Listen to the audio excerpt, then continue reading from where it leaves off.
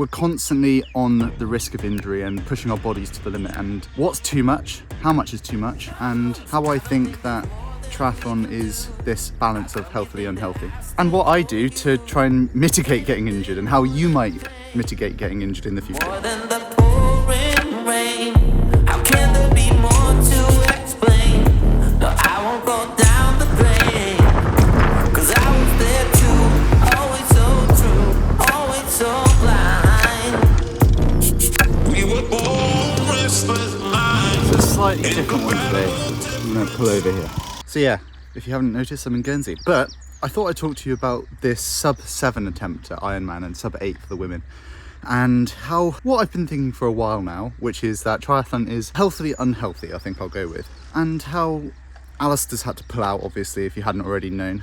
And how Joe Skipper's now in. BLUMENFELT has, of course, continued his ridiculous form, and off the back of winning Ironman World Championships is now attempting this SUB7 attempt. But effectively, I just thought I'd talk about how we're constantly on the risk of injury and pushing our bodies to the limit, and what's too much, how much is too much, and how I think that triathlon is this balance of healthily unhealthy. And what I do to try and mitigate getting injured, and how you might mitigate getting injured in the future. So we had to read between the lines. I think you're in trouble, trouble, trouble.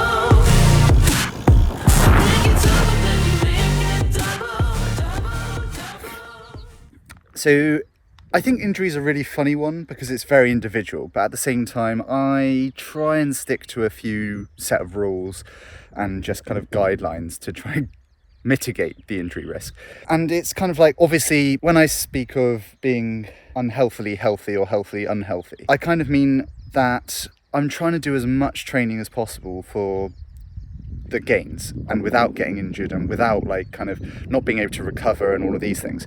And obviously at the very top, everyone's trying to do this and everyone's trying to be the best that they can be, put in the most training, like intensity, etc., etc. And I think that what Christian BLUMENFELT does very, very well, as well as all of the Norwegians, is the whole intensity control factor. So they really pay attention to what the intensity of all of their sessions is, and therefore they're not necessarily overcooking their bodies. Not only that, I think it's really important to note that they've gradually built up to the volume that they're doing. So they do a ridiculous volume, but it's not just out of nowhere. They've done it from a young age, they've built up to it, and it's been like a gradual kind of build to the volume and intensity that they do. Which brings me on to me and what I found over the past 4 to 5 years. I've not just gone in and done, I don't know, last week was 29 hours, this week might be 29, 30 hours worth of training. I've not just gone in and done that from year one. I started on, 15 hours and then built it up gradually over time. And now I'm doing 90, 100k worth of running, 15 hours of cycling and 7 hours of swimming or something along those lines. And it's that gradual build without going too hard. So I think where people go wrong a lot is high intensity workouts too often, and I'm constantly dialing back all of my other aerobic workouts, concentrating on 3-4 main sessions a week in the different disciplines. I don't know, let me know what you think in the comments below, but I just think it's quite an interesting topic, injury risk in triathlon. Obviously we've got 3 sports to juggle. That's tough in itself. There's no right and wrong answer, basically, but I think you can try and mitigate it through intensity control and gradual builds and loading. Just being careful of how much load you're putting on your body. How cool is this background, by the way? Bunker. Guernsey's sick.